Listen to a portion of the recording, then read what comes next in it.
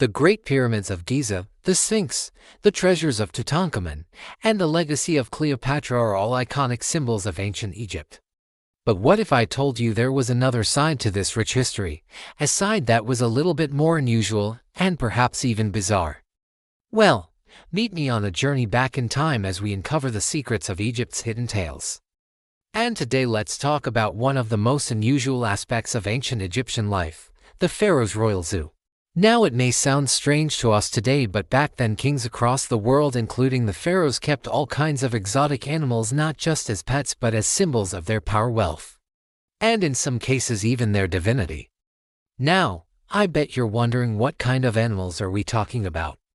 Well, just about any wild animal you can imagine, from lions, leopards, and cheetahs to baboons, elephants, and even giraffes.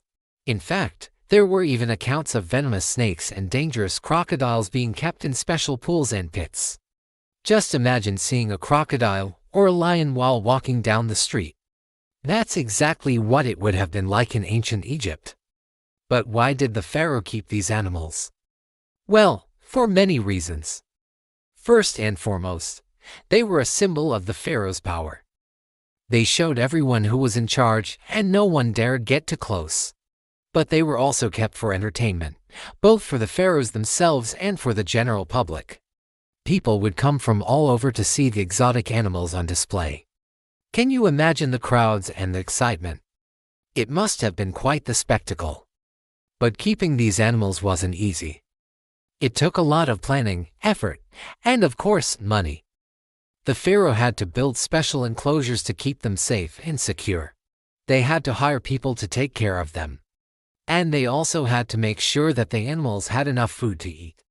Now, I wonder what the logistics of feeding a lion or an elephant must have been like. It probably wasn't easy.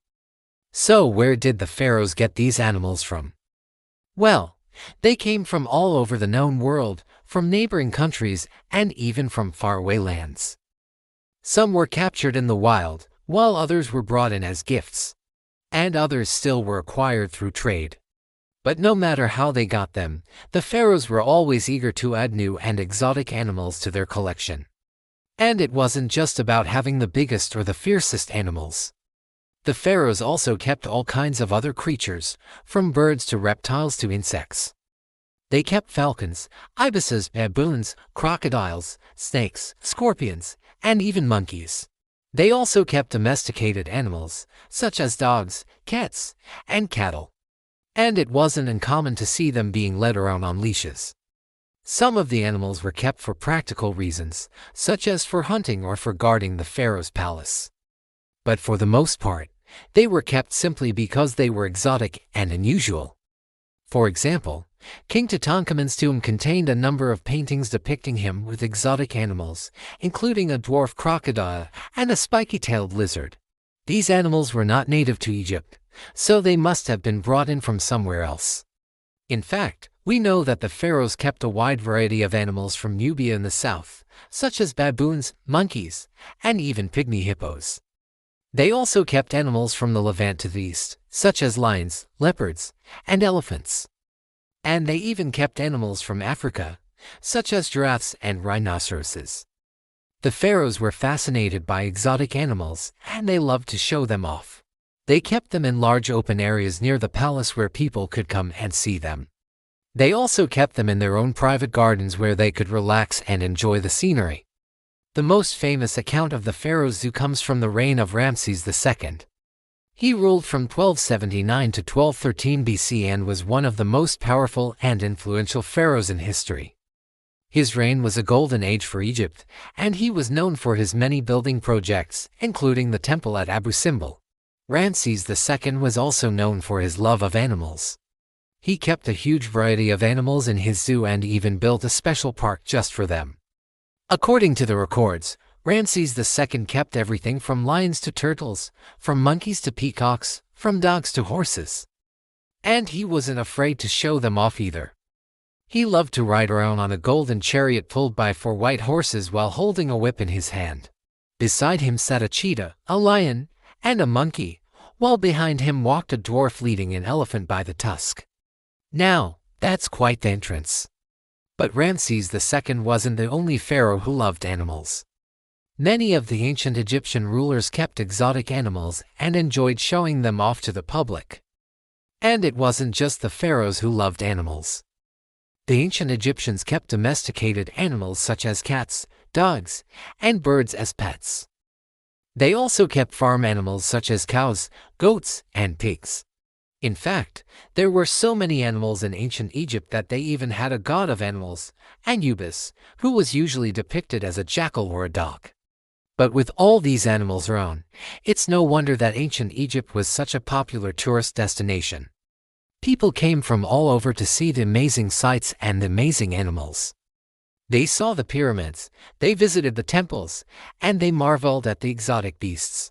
No doubt many of them returned home with tales of their adventures and souvenirs to remember their trip by.